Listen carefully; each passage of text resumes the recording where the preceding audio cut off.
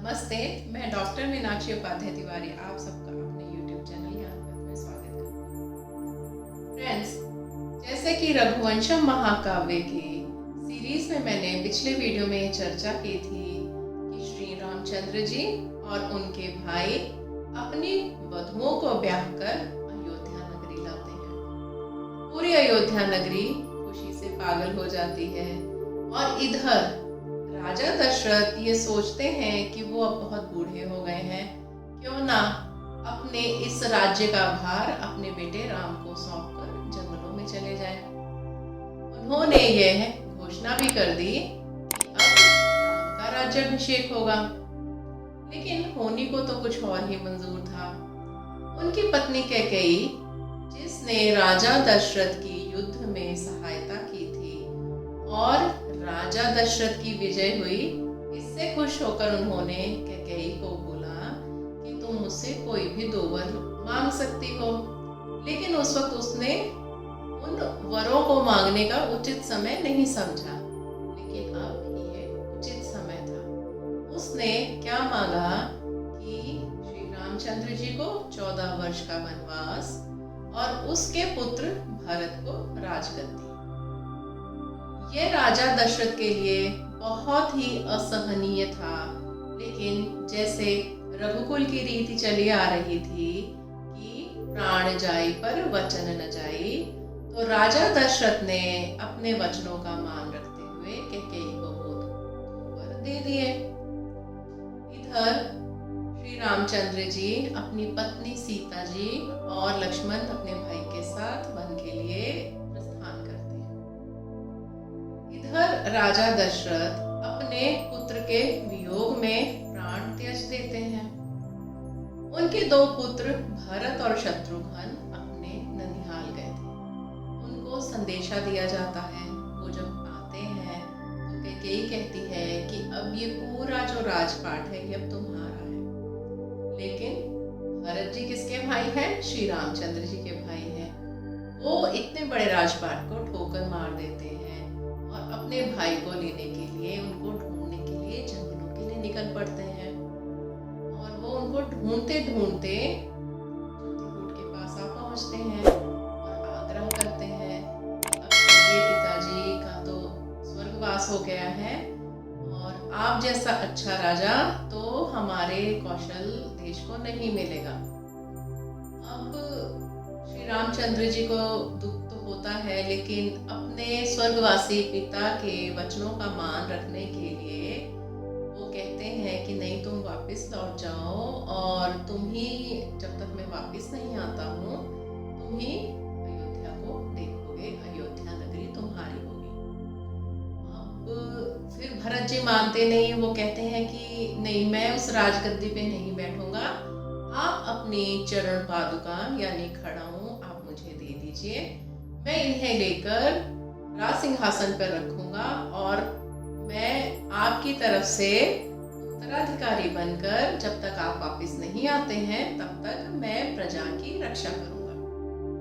अब श्री रामचंद्र जी अपनी चरण पादुका दे देते हैं और भरत जी उन चरण पादुकाओं को लेकर अयोध्या नगरी वापस आ जाते हैं। इधर श्री रामचंद्र जी लक्ष्मण और सीता जी के साथ ये सलाह करते हैं कि हम चित्रकूट में जिस जगह पर रह रहे हैं वो अयोध्या नगरी के बहुत पास है।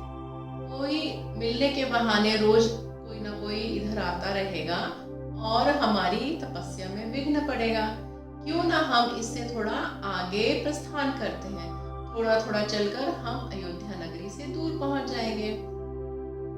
अब तीनों लोग धीरे धीरे चलना शुरू करते हैं। एक दिन बहुत दोपहर के समय बहुत थक जाने पर सीता माँ कहती हैं कि उनको विश्राम करना है, तो श्री रामचंद्र जी उनको एक पेड़ की छांव में बैठा देते हैं और दोनों भाई पास के ही पेड़ की छांव में बैठ जाते हैं और थोड़ा सुस्ताने लगते हैं।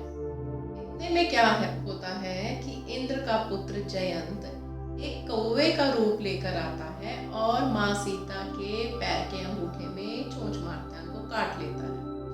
अब माँ सीता की नींद खुल जाती है और भगवान को बताते हैं कि इस कौवे ने ऐसा किया। अब भगवान अपना तीर उठाते हैं और साधते हैं, जिससे उस कौवे की एक आंख निकल जाती है। अब इस घटना से उनको लगता है कि नहीं, कोई ना कोई विघ्न डालने के लिए किसी न किसी रूप में चला आएगा।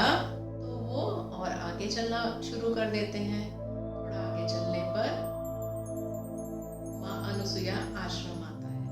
वहाँ पर वो प्रस्थान करते हैं, वहाँ पर वो थोड़ा विश्राम करते हैं, फिर वहाँ से वो प्रस्थान करते हैं नासिक की तरफ। पंचवटी में वो अपनी कुटिया बनाते हैं।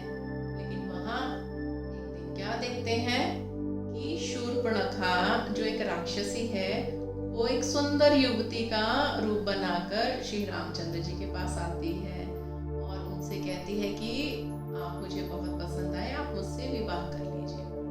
लेकिन श्री रामचंद्र जी कहते हैं नहीं, वहाँ मेरा बड़ा छोटा भाई बैठा हुआ है, मैं तो बड़ा भाई हूँ और मैंने तो एक शादी कर ली है, मैं एक पत्नी व्रतधारी हूँ। तुम जाओ मेरे भाई से बात करो, अगर वो राजी होता है तो तुम मुझसे शादी कर लो। पास में सीता जी खड़ी होती हैं। शूर्पणखा गुस्से के मारे माँ सीता को डराने लगती है। अब लक्ष्मण जी को बहुत क्रोध चढ़ता है। वो गुस्से में आकर के शूर्पणखा की नाक काट देते हैं। अब वो रोती चिल्लाती खर और दूषण के पास जाती है। खर और दूषण आते हैं, युद्ध करते हैं, जिसमें श्री रामचंद्र जी दोनों को वध कर देते हैं।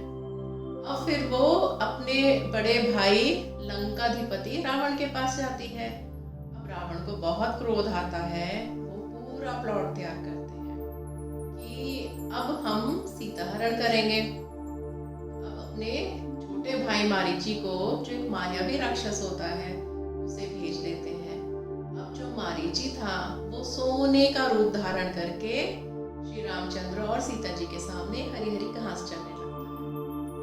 जिसे देखकर सीता माँ श्री रामचंद्र जी से आग्रह करती है कि हे नाथ, मुझे तो यही हिरण चाहिए। तो श्री राम जी समझाते हैं कि सोने का हिरण नहीं होता, ये तो कोई राक्षस की माया है। लेकिन सीता जी तब भी नहीं मानती है कि मुझे तो यही सोने का हिरण चाहिए। अब श्री रामचंद्र जी अपने भाई को ये कहते हैं कि तुम अपनी भाभी का ध्यान रखना, मैं इस हिरण का पीछा करता हूँ। लेकिन वो हिरण मायावी था और वो दौड़ता हुआ श्री रामचंद्र जी को बहुत दूर तक ले जाता है। श्री रामचंद्र जी उस हिरण का पीछा करते हुए बहुत दूर तक निकल जाते हैं और अचानक से आवाज आती है कि हे लक्ष्मण, बचाओ।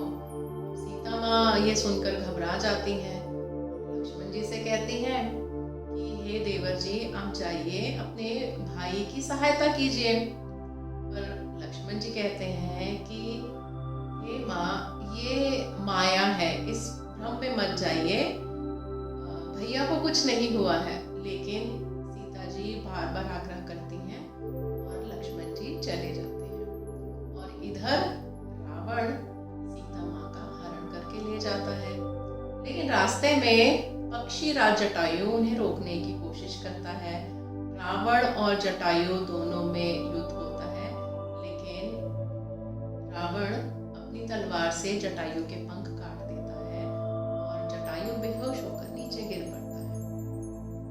कुछ देर के बाद जब दोनों भाई वापस आते हैं तो देखते हैं कि सीता जी तो नहीं है और सीता जी को ढूंढने के लिए दोनों भाई निकल पड़ते हैं। तो कुछ दूरी पर उन्हें पक्षी राज जटायु दिखाई देते हैं। उनको होश में लाया जाता है तो जटायु कहते हैं कि रावण सीता माँ को हर करके दक्षिण दिशा की ओर ले गया है और उसके बाद उसका प्राणांत हो जाता है। जटायु का दाह संस्कार करके श्री रामचंद्र जी और लक्ष्मण जी दक्षिण दिशा की ओर प्रस्थान करते हैं। सो फ्रेंड्स, आगे की स्टोरी हम चर्चा करेंगे अगले वीडियो में। लेकिन हाँ, मेरा वीडियो लाइक करना, शेयर करना, सब्सक्राइब करना मत भूलिएगा। हम इसी टॉपिक को कंटिन्यू करेंगे। जय श्री कृष्ण।